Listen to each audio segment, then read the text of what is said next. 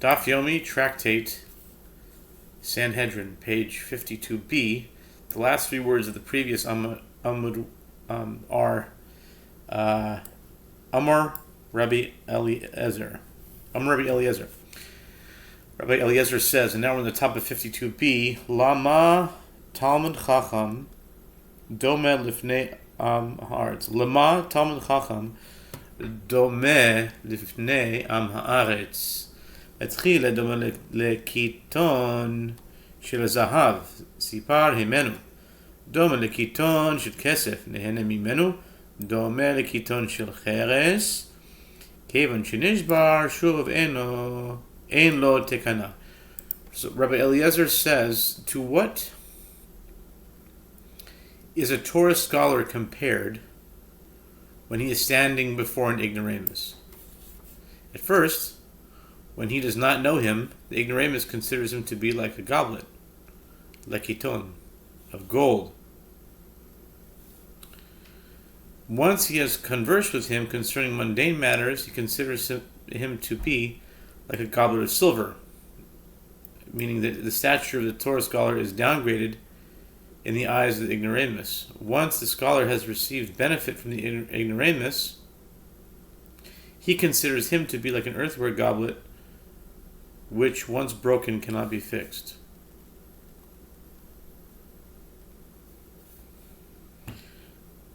Imarta bat tali bat Cohen shezinta habe.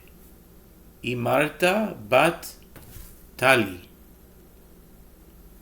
Imarta bat tale bat Cohen shezinta habe. Akape Rav Chama bar Tovia Chavile Zimoras v'Sofer. Wow. Didn't know this actually happened. I didn't think that this actually...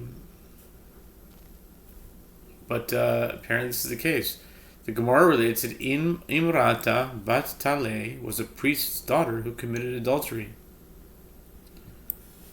Rav Chama bar Tovia surrounded her with bundles of branches, and he burned her. Wow. Amar Rav Yosef, ta'a b'tarete, ta'a b'Rav Masna, ta'a b'Ditanya. ובאת אל הכהנים הלוויים ואל השופט אשר יהיה בימים ההם. בזמן שיש כהן יש משפט. Bisman she'en kohen en mishpat. Rav Yosef says, by the way, Rav Yosef is Gematria Mashiach.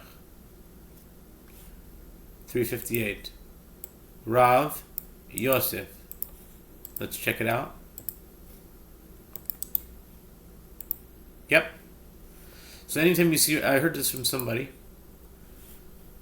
Anytime you see Rav Yosef, start thinking in Mashiach terms. Amar Rav Yosef, ta betarete, ta abid Rav Masna, ta b'Ditanya. I think we said. Rav Yosef says Rav Chama bar Tovia erred with regard to two halachot. He erred with regard to the ruling of Rav Matana, meaning that he burned, that burning is performed using a wick of lead. And he erred with regard to that which is taught in a Braita. It is derived from the verse, and you shall come to the priests and Levites, and to the judge that will be in those days. Deuteronomy 17:9. And that at a time when there is a priest serving in the temple, in other words, when the temple is built, there is judgment of capital cases. But by inference, at a time when there is no priest, there is no judgment of capital cases. Amar Rabbi Elazar bar Rabbi Tzadok, Maaseh v'bas Kohen shezinso. Amar Rabbi Yosef, Beis Din shel Tzedukim have. The Mishnah teaches that Rabbi Elazar, son of Tzadok, said an incident occurred with regard to a priest's daughter who committed adultery, and she was executed by actual burning. And the sages said to him that the court at that time was not proficient in halacha. Rav Yosef says, again, Rabbi Yosef comes in. It says, it was a court of the Sadducees who interpreted the verse according to its literal meaning, a straightforward meaning. Hachi amar lehu, v'hachi adrehu v'tanya Rabbi Elazar. Rabbi Tzadok zichorani כשהייתי תינוק ומורכב על כתפו של אבא. והביאו בת כהן שזינצה והקיפוה חבל לזמור שרפוה. אמרו לו, קטן היית, ואין מבין רע מן הקטן. שני מעשים הבו. The Gemara asks, did Rabbi Elazar ben Tzadok say that to the sages, and did the sages answer him in that manner? But isn't a different version of the exchange taught in Braita? Rabbi Elazar, son of Tzadok, says, I remember when I was a child and was riding on my father's shoulders, and they brought a priest's daughter who had committed adultery, and surrounded her with bundles of branches and burned her. The sages said to him, you were a minor at that time, and one cannot bring proof from the testimony of a minor, as perhaps you did not understand the proceedings properly. The two versions of this exchange do not accord with each other. The Gemara answers, there were two separate incidents, and Rabbi Elazar ben Tzadok testified with regard to both. Havi amar lehu b'reisha ilema. Hakamais amar lehu b'reisha. Amar keshu gadol v'lo ashkachu be. Amar lehu keshu katan v'ashkachu be. The Gemara asks, with which incident did he tell the sages about first? If we say that he told him about the first incident, meaning that the one that is recounted in the Mishnah, this is unreasonable. If he told them about the incident that occurred when he was an adult, and they paid no attention to him, but rejected his statement by responding that the court was not proficient in halacha, would he tell them afterward about the incident that occurred when he was a small child and think that they would pay attention to him? Ela ha-amar lehu b'reisha, ve'amar lehu katan ha'isa, ve'amar lehu kishu gadol, ve'amru le, mipnei shelo haya beis din, shelo tasha baki. Rather, it is clear that he first told them about that incident, meaning the one recounted in the Braita. And they said to him, you were a minor, and you cannot bring proof from the testimony of a minor. And then he told them about the incident that occurred when he was an adult, and they said to him, the court did so because the court at that time was not proficient in halacha. New Mishnah. Mitzvahs hanerogin hayu matizin es roisha b'saif kederech shemalchus oisa. Rabbi Yehuda oimer nivul hu loi elo manichen es roisha ala sadan v'kotzet bikopitz amru lo en misa minuveles mizo. The Mishnah, the mitzvah of those who are killed, meaning the process of execution by decapitation, is carried out in the following manner. The executioner is cut off his head with a sword, the way the monarchy does when a king sentences a person to death. Rabbi Yehuda says this manner of execution is improper, as it degrades him. Rather, they place the head of the condemned on the block and chop it off with a cleaver. Oof. The rabbi said to him, if you are concerned about his degradation, there is no death penalty more degrading than that. It is better for him to be executed in the manner described first. Okay. Gemara. The Gemara says, Tanya. Amar lahen Rabbi Yehuda l'chachabim. Af ani yodea she mi yisa minuvelas hi. Af ma'aseh. Shalom Torah v'chuchesem lo salechu. It is taught in Braita, Tosefta 9.3, Rabbi Yehuda says to the rabbis, I too know that it is a degrading death. What shall I do? As the Torah states, and you shall not follow their statutes, Leviticus 18:3, meaning it is prohibited to adopt the practice of the Gentiles and the way the Gentiles killed with the sword, so Yehuda wanted to do something to differentiate from it. The Rabbanon given the Chesiv Saif Be'raita Lo Minayu Kol Gamrinon. The Gemara asked, and how did the rabbis respond to this claim? The Gemara answers, since decapitation by the sword is written in the Torah, it is not from the Gentiles. Even the Gentiles happen to do it, but it's not from them that we learn it. We don't learn it from them. This is Torah law, and the custom of the Gentiles is not taken into consideration. It is of no import that they have a corresponding type of execution. Di'i lo temahachi haditanya sofen alamanochim velo midarche ha'emori hechan sarfinon yechsiv uchosem osalechu ela keven yechsiv tzarech v'raiso yechsiv u'v'misrefoi savoisecho lav minayhu kol gamrinon. As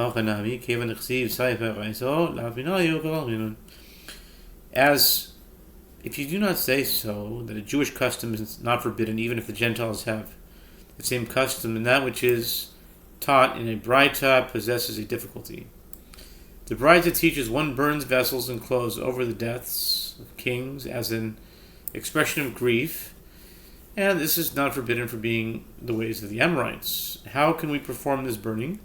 But isn't it written, and you shall not follow their statutes? Rather, since burning items over a death of a king is written in the Torah, as it is written, and with the burnings of your fathers.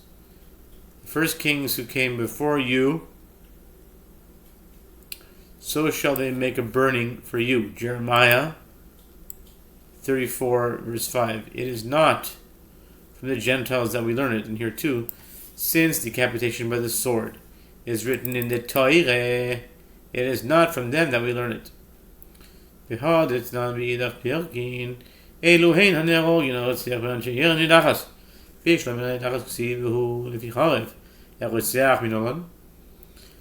asks, with regard to that which we learned in the Mishnah, in another chapter of this tractate, 76b, these transgressors are those who are killed by decapitation, the murderer, and the people of an idolatrous city.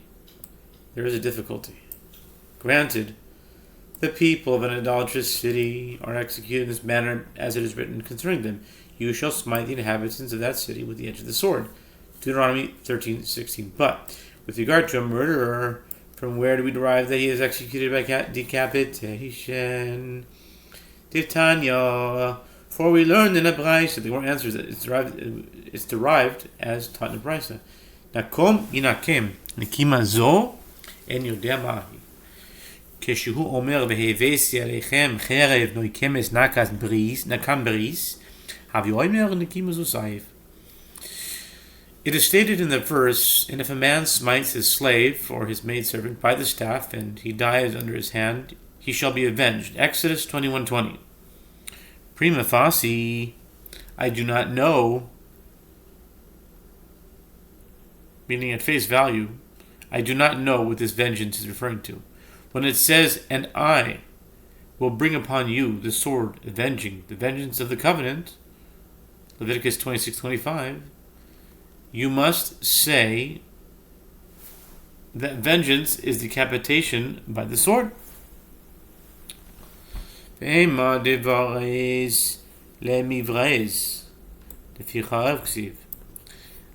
Gemara asks, but why not say that the executioner should stab him with the sword rather than decapitate him?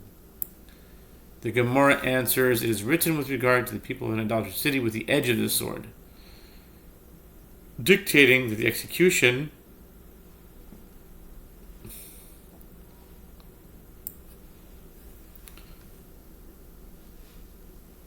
should be administered with the edge of the sword, not its point. Ve'ema de'ave le'gistra amar Rav Nachman amar Baravu amar Kra ve'havtalach kamecha ve'ror lo misiyafe. The Gemara asks, but say that the execution should cut him in half, down the middle of his body. Oosh. The Gemara answers that Rav Nachman says that Rabbi Barahu says the verse states, and you should love your neighbors yourself. Leviticus 19:18, which teaches that even with regard to a condemned prisoner, one should select a good, meaning a compassionate death for him. Cutting his body in half is gruesome, downright gruesome, is not compassionate manner of execution. The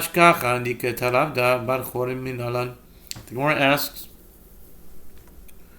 we have found proof that one who killed a Canaanite slave is executed by decapitation, but from where do we derive that one who kills a freeman is executed in the same manner? The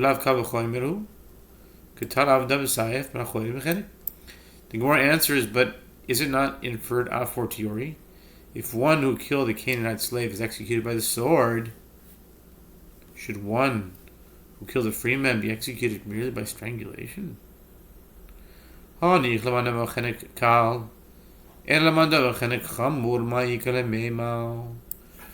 Gemara rejects this answer. This works out well according to the one who says that strangulation is a more lenient type of capital punishment than decapitation. But according to the one who says that strangulation is more severe than decapitation, what can be said? It's possible that one who murdered a free man is in fact executed by strangulation. Nafkale miditanya yata devar hadam anakim kirbecha hukshukor shofche damim legra arufa ma leharan misayef umin hatzavar afkan misayef umin hatzavar. The Gemara answers, the Mishnah derives it from that which is taught in the Braita. It is derived from the verse, and so shall you put away the innocent blood from your midst, Deuteronomy 21:9. That all spillers of blood are compared to the heifer whose neck is broken as atonement for an unresolved murder. Just as there the heifer is killed by the sword and at the neck, so too here murderers are executed by the sword and at the neck. Imad halan lekofitz umimil oirev afkam lekofitz umimil oirev. The Gemara challenges, if so, it should be derived that just as there, the heifer is decapitated with a cleaver and at the nape of the neck, so too here, murderers should be decapitated with a cleaver and at the nape of the neck. The Gemara answers that Rav Nachman says, that Rav Barahu says, the verse states, and you shall love your neighbor as yourself, Leviticus 19:18, which teaches that even with regard to a condemned prisoner, one should select a good, meaning compassionate, death for him. Although the type of capital punishment is derived from the heifer whose neck is broken, the most compassionate method of decapitation is selected. No Mishnah. Mitzvahs hanechnakin hayu mishakiin oto bezevel ad arkevotav ונותן סודר קשה לתוך הרקה וכורך על צווארו. זה מושך אצלו וזה מושך אצלו עד שנפשו יוצאת. Mishnah says the mitzvah of those who are strangled is carried out in the following manner. The agents of the court submerge the condemned one in dung up to his knees so that he cannot move.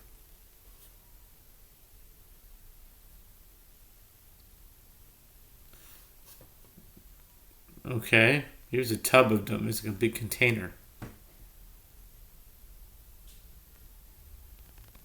And one of them places a rough scarf with a soft one and wraps around his neck. This one, meaning one of the witnesses pulls the scarf toward him, and the other one pulls it toward him until the soul of the condemned one departs. Whoa. Gemara. The Gemara says, are we holding on time? Wow. Tana Rabbanan ish prat lekatan asher yinafes eishes ish prat eishes katan ishreu prat leishes acherim. The Gemara, the sages taught, the verse states, and a man who commits adultery with another man's wife, even he who commits adultery with his neighbor's wife, both the adulterer and the adulteress, will be put to death. Leviticus 20:10. The term "a man" is interpreted as excluding a minor boy who committed adultery before he came of age. The phrase "who commits adultery with another man's wife" is interpreted as excluding the wife of a minor boy, the marriage to a minor is not considered a halachic marriage. His neighbor's wife excludes the wife of another, meaning a Gentile was not referred to as his neighbor. Most yumas b'chenek, ata omer b'chenek, o eno ela b'achas mikol misoy samules b'toyra, amarta, kol makom shenemar misa b'toyra stam. Ein atarashai l'moshchal lehachmir alea, el lahak alea. Divrei Rabbi Yehoshua. Shall be put to death means death by strangulation. Do you say that his execution is by strangulation, or is it rather by one of all the other types of death penalty stated in the Torah? You must say that it is by strangulation. And everywhere that the death penalty is stated in the Torah without specification, you may not take it to be more stringent with regard to it, meaning to mean that the sinner should be sentenced to a severe type of execution. Rather, you must take it to be more lenient with regard to it, meaning that the lenient type of execution should be applied. Consequently, the sinner is sentenced to be executed by strangulation, which is the least severe type of capital punishment. This is the statement of Rabbi Yehoshua. Rabbi Yonasan Omer, lo mipnei shehi kala, ela kol misat hamel b'toyra stam eno ela chenek. The Brisa continues, Rabbi Yonasan says, it is not because strangulation is the most lenient type of capital punishment. Rather, there is a principle that every death penalty stated in the Torah without specification is nothing other than strangulation, whereas the other types of capital punishment must be stated explicitly in the verse. Rabbi Omer nemar misa b'nei shamayim, nemar misa b'nei adam. Ma misa hamura b'nei shamayim, misa she'ein ba roishem, af misa hamura b'nei adam, misa she'ein ba roishem. Rabbi Yehuda Nasi says, according to the opinion of Rabbi Yonatan, death at the hand of heaven is stated in the Torah, and death at the hands of a person, in court-imposed capital punishment, is stated in the Torah, just as the death of the hand of heaven that is stated in the Torah is a death that leaves no external mark. So too, the death at the hands of a person that is stated in the Torah is a death that leaves no external mark, meaning strangulation. It probably leaves a mark because the neck probably gets marked, but anyway. The Amos Reifa. Mi de Omarach Mono Bas Koim B'Sreifa Michlal de Holav Bas Reifa Hi. The Gemara asks, but why not say that perhaps it is referring to execution by burning, which also leaves no external mark? The Gemara answers from the fact that the Merciful One states explicitly that a priest's daughter who committed adultery is executed by burning. One can learn by inference that this other woman who committed adultery is not liable to be executed by burning, but rather by a different type of execution that does not leave a mark, meaning strangulation.